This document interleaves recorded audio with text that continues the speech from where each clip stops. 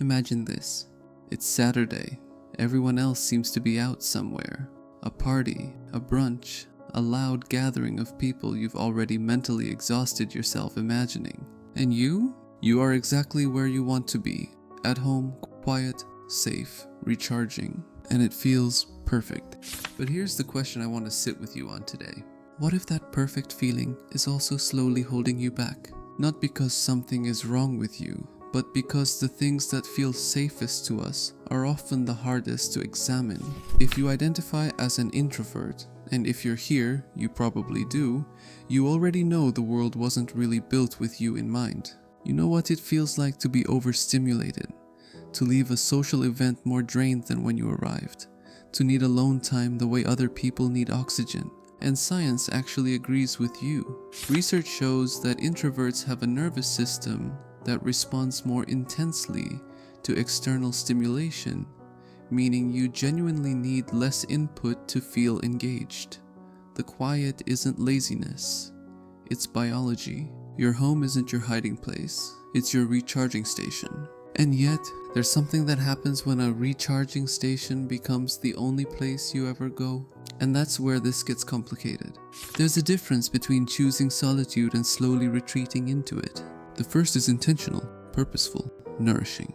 The second is something we do without realizing it. Researchers call it the difference between self-determined solitude and avoidance-driven solitude. One is a choice made from clarity, the other is a pattern built from discomfort, and they lead to very different places. When we stay home not because we consciously chose to recharge, but because leaving feels too heavy, too draining, too much, we aren't protecting our peace. We're narrowing our world.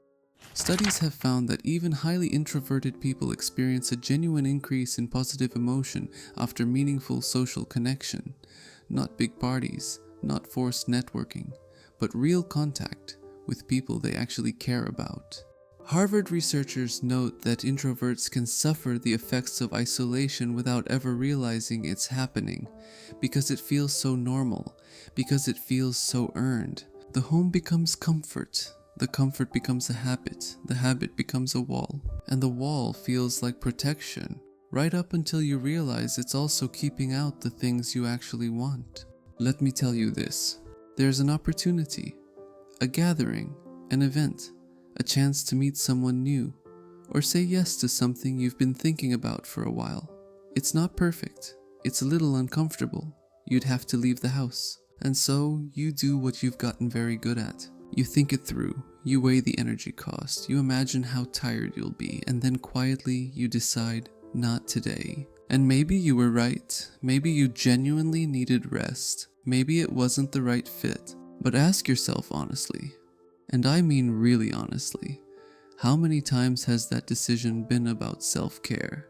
And how many times has it been about fear wearing the costume of self-care? Because fear and rest can look identical from the outside.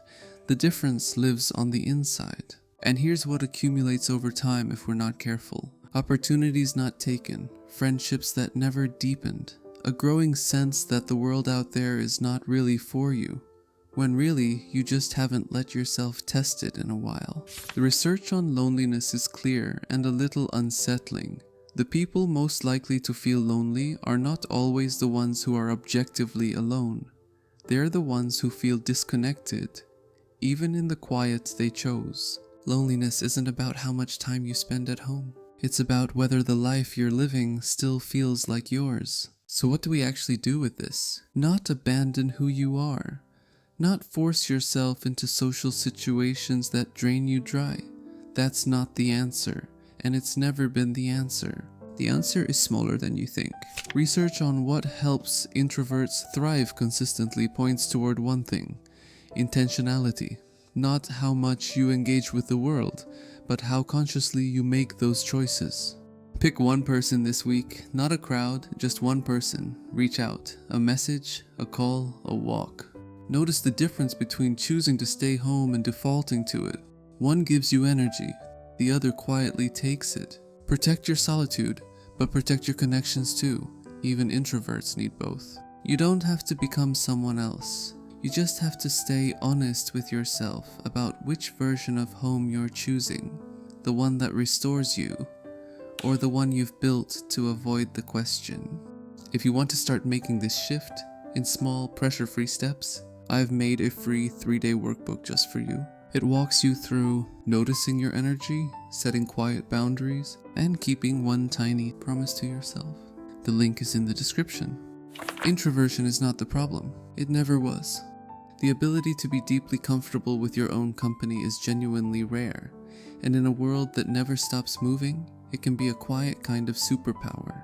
But even superpowers have a shadow side. Balance isn't about becoming an extrovert, it's about being an honest introvert, someone who knows when they're recharging and when they're just hiding. The best version of your quiet life is one you consciously chose, not one that quietly chose you. Tell me in the comments, do you think you stay home out of genuine choice, or has it become more of a default? I'd genuinely love to hear your honest answer. If videos like this resonate with you, please subscribe. This channel is for the small decisions that shape your day, the mental patterns that keep you stuck, and the reflective moments that help you quietly grow. If you want to understand your overthinking patterns even more, check out the video on screen. It's exactly where to go next. Thank you for watching, and I'll see you there.